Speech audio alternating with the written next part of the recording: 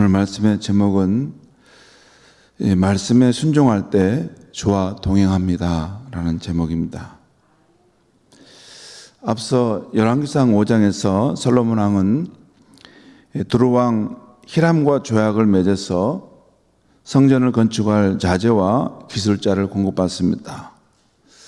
그리고 또한 일꾼들을 효율적으로 배치하여 성전 건축을 위한 준비를 하지요. 오늘 이 열왕기상 6장에서는 솔로몬이 여호와를 위하여 성전 건축을 시작했다라는 말씀이 나오고 있습니다.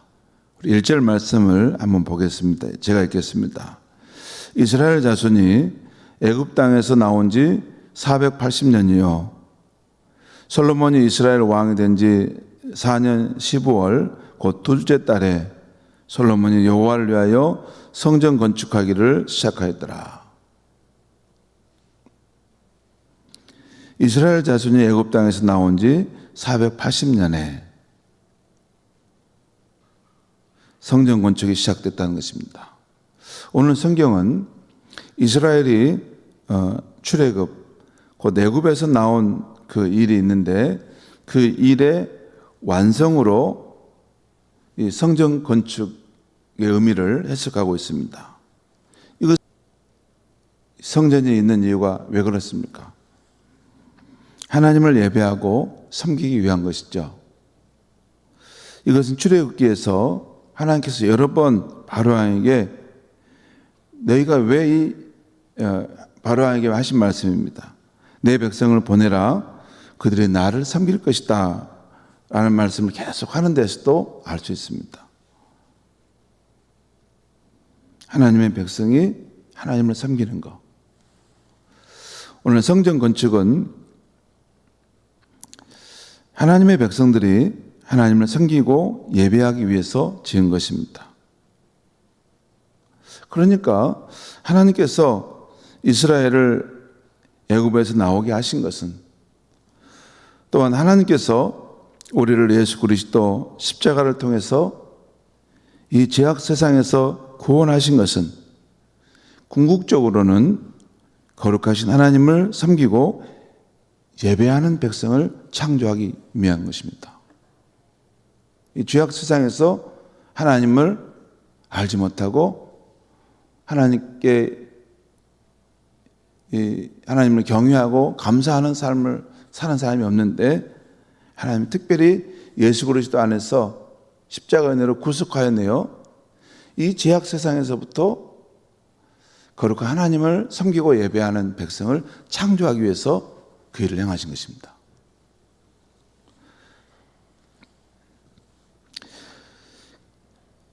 로마서 12장 1절도 이것을 말씀하고 있죠. 하나님의 자비하심으로 구원받은 너희에게 권하노니 이제 너희 몸을 하나님이 기뻐하시는 거룩한 산 제물로 드리라. 이는 너희가 드릴 영적 예배니라. 로마서 1장부터 11장까지 쭉 하나님이 유대인과 또 이방인을 왜 구원하셨는가? 유대인과 이방인에게 왜 그 긍휼하심을 나타내셔서 예수 그리스도 십자가로 구원해 주셨는가? 그것은 하나님이 기뻐하시는 거룩한 산제사의 삶을 살도록 하기 위함이라는 것입니다.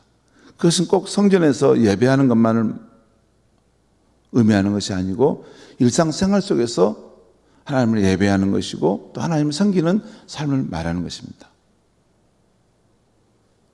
하나님을 알지 못하는 백성들이 가득한 세상 속에서 하나님을 아는 백성들이 하나님을 섬기고 예배하는 삶을 살도록 우리를 지으셨다는 것이죠.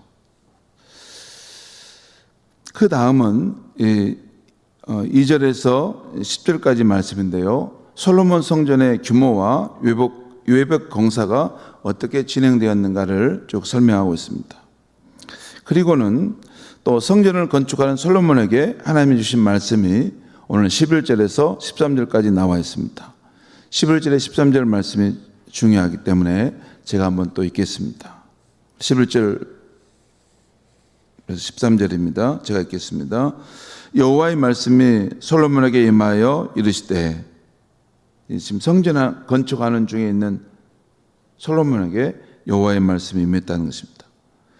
너가 지금 이 성전을 건축하니 너가 만일 내 법도를 따르며 내 율례를 행하며 내 모든 명령을 지켜 그대로 행하면 내가 내 아버지 다윗에게 한 말을 내게 확실히 이룰 것이요 내가 또한 이스라엘 자손 가운데 거하며 내 백성 이스라엘을 버리지 아니하리라 하셨더라.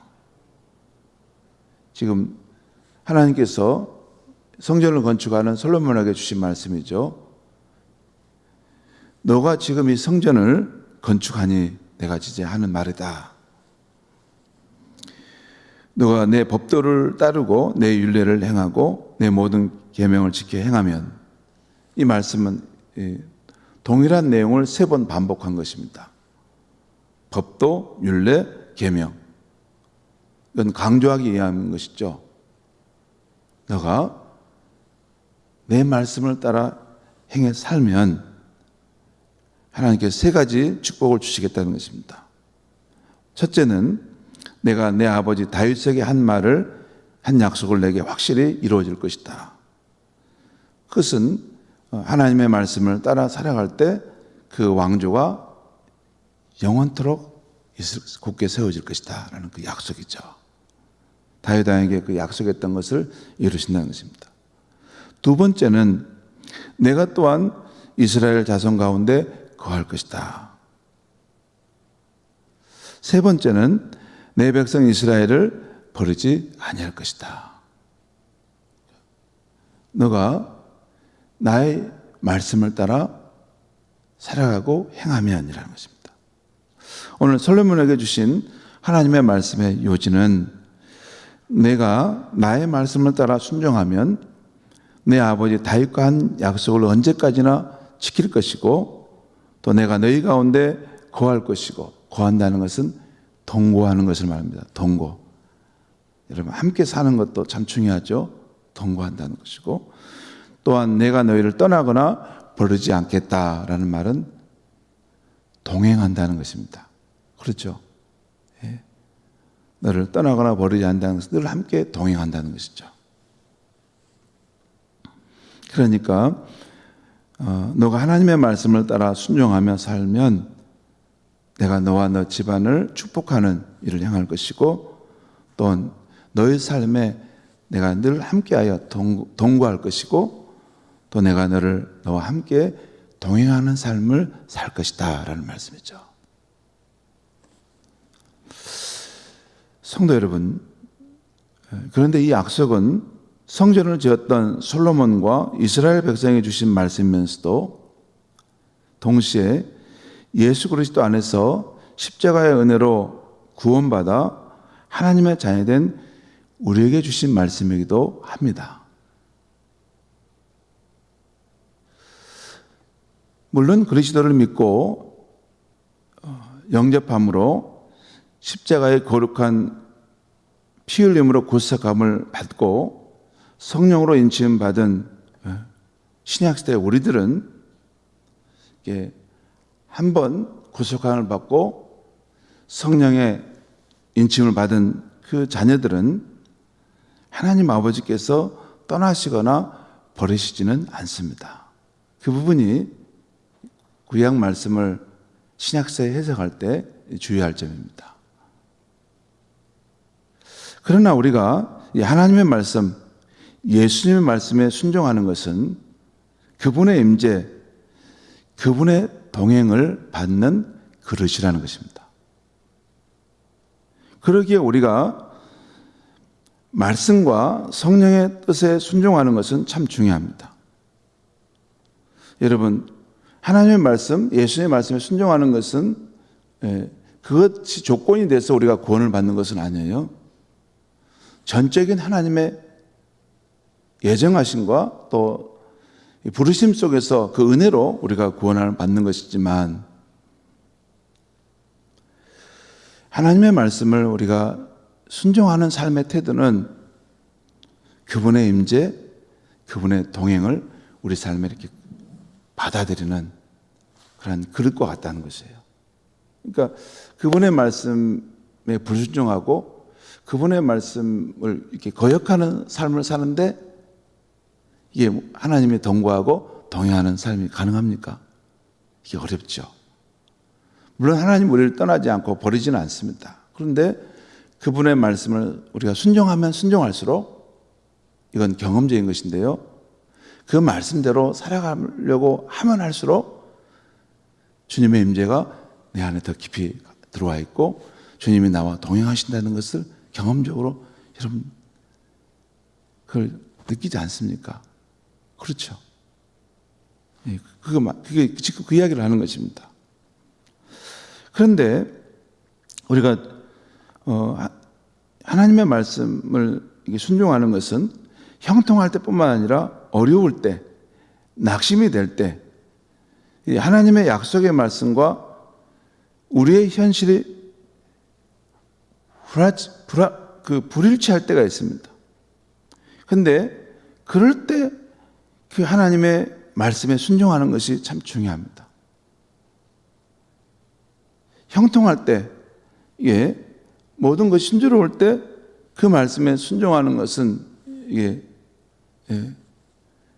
그게 그렇게 큰 어렵지 않습니다. 그런데 힘든 상황 속에서 하나님의 약속의 말씀과 내 삶의 현실이 불일치함을 느낄 때, 이렇게 말씀을 따라가면 하나님이 이렇게 형통한 삶을 주신다고 하셨는데 왜 내 삶은 더 공고해지고 이 골짜기로 내려가는 것 같을까? 그런 순간, 그 약속의 말씀과 내 삶의 현실이 불일치할 때가 있어요. 그럴 때가 참 어렵습니다. 신앙생활에. 그때가 이게 진정한 신앙의 빛을 발하는데, 근데 그런 힘들고 어려운 순간에도 진리의 말씀에 순종하면 하나님과 동거함과 동행함이 그 사람에게 경험된다는 것입니다. 여러분, 하나님 말씀의 진리라는 것이 뭡니까? 진리라는 말씀의 의미는 변함이 없다는 것이죠.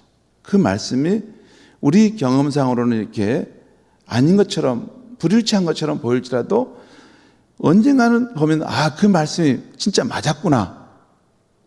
그 말씀대로, 진리대로 내 삶이 결국 이루어졌구나 하는 때가 반드시 온다는 것입니다.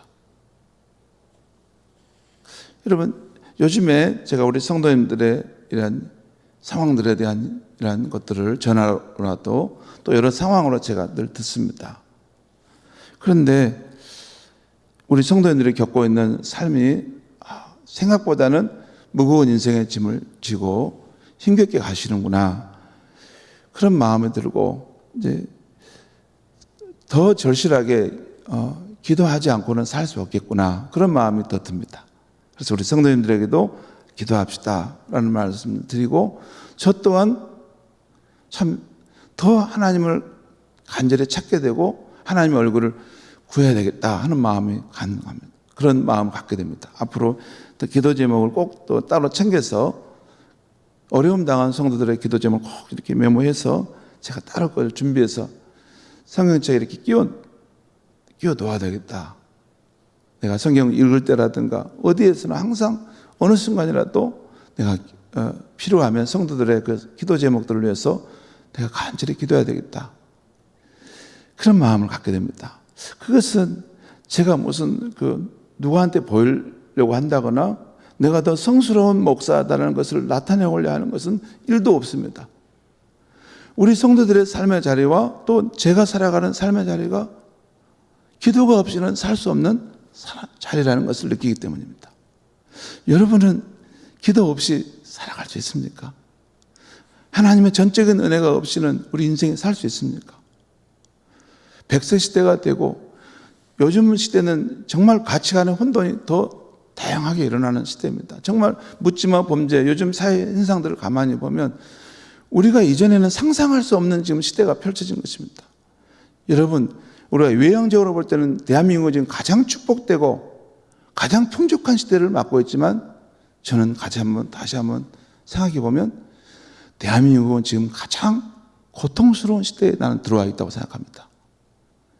절적인 가치는 무너지고 모든 것이 상대화돼 버리고, 또한 세대 간의 갈등은 더 깊어져 가고, 또 미래 삶의 상황은 더 불확실하고, 지금 계속 지구온난화 문제로 온 세상이 어렵지 않습니까?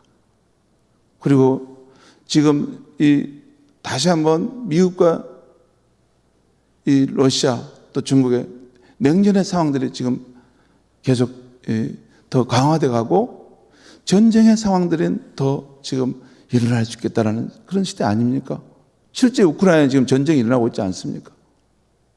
저는 다시 한번 깊이 생각해 보면 대한민국의 입장에서는 지금 굉장히 풍족한 시대를 살고 있지만, 어쩌면 이것이 마지막 최고점에 지금 찍고 있는 거구나, 이제부터는 쇠락하는 길이 될지도 모르겠구나, 저는 그걸 느낍니다. 어쩌면 제가 보는 이 관점이 맞을지 모릅니다. 그런데 사람들이 감히 그런 말을 두려워서 하지 못할 뿐입니다.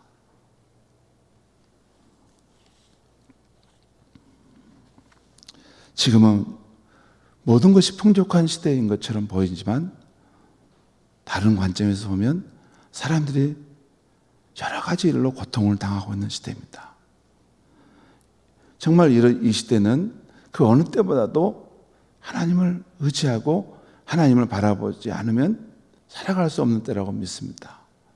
여러분, 이럴 때일수록 깨어서 우리가 더 하나님의 말씀을 의지하고 또 하나님을 향해 기도하면서 우리의 영혼이 강건하게 서 있고, 우리의 가정을 지키고, 또 우리가 함께하는 믿음의 우리 형제 자매들을 위해서 함께 스크럼을 짜고 건강한 모습으로 세워져서 이 어두운 세상에 밝은 빛을 발하는 그런 신앙의 공동체가 된다면, 우리 교회가 이 지역에 서 있는 하나님의 선한 목적을 이루게 될 줄 믿습니다.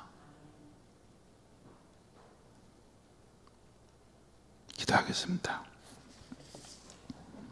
하나님 아버지, 오늘 이 아침에 하나님의 말씀을 듣고 또 갑니다. 하나님 아버지, 우리가 하나님의 말씀에 순종할 때 주님이 우리와 동거하시고 주님이 우리와 동행하신다는 말씀을 주셔서 감사합니다.